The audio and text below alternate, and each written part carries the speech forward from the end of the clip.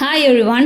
இன்னைக்கு சின்ன சின்ன வார்த்தைகள், முக்கியமான வார்த்தைகளை பார்க்கலாம். இது கண்டிப்பாக எல்லாரும் தெரிஞ்சிருக்க வேண்டிய ஒன்று. இது சென்டென்ஸோட தொடக்கத்துலேயும் முடிவுலையும் வரும். ஃபர்ஸ்ட் காலமில் இருக்கிறத சப்ஜெக்டிவ் ப்ரொனவுன் சொல்லுவாங்க. செகண்ட் காலமில் இருக்கிறத பொசசிவ் ப்ரொனவுன் அப்படின்னு சொல்லுவாங்க. தேர்ட் காலமில் இருக்கிறத அப்ஜெக்டிவ் ப்ரொனவுன் சொல்லுவாங்க. ஃபோர்த் காலமில் இருக்கிறத ரிஃப்ளெக்சிவ் ப்ரொனவுன். இந்த வீடியோவில் ப்ரொனவுன் ப்ளஸ் அதோட மீனிங் மட்டும் தெரிஞ்சுக்கலாம். அடுத்த வீடியோவில் இதோட எக்ஸாம்பிள்ஸ்லாம் தெரிஞ்சுக்கலாம்.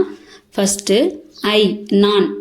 நீ அப்படின்றதுக்கு யூ அப்படின்னு சொல்லுவோம். நாங்கள் அப்படின்றதுக்கு வி அப்படின்னு சொல்லுவோம். அவர்கள் அப்படின்றதுக்கு தே அப்படின்னு சொல்லுவோம்.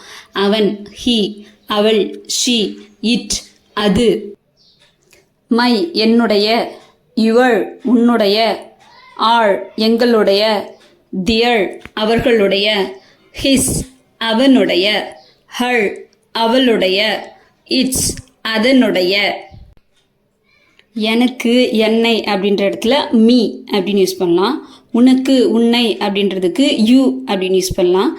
எங்களுக்கு, எங்களை, அதுக்கு அஸ் அப்படின்னு சொல்லுவோம். அவர்களுக்கு, அவர்களை அப்படின்னு சொல்லும்போது தெம் அப்படின்னு சொல்லுவோம். அவனுக்கு, அவனை அப்படின்னும் போது ஹிம் சொல்லுவோம். அவளுக்கு, அவளை அப்படின்னு வரும்போது ஹர் அப்படின்னு சொல்லுவோம். அதுக்கு, அதை அப்படின்னும் போது இட் யூஸ் பண்ணுவோம். இதெல்லாம் ரிஃப்ளெக்சிவ் ப்ரொனவுன் அப்படின்னு சொல்லுவோம். நானே, மை செல்ஃப்.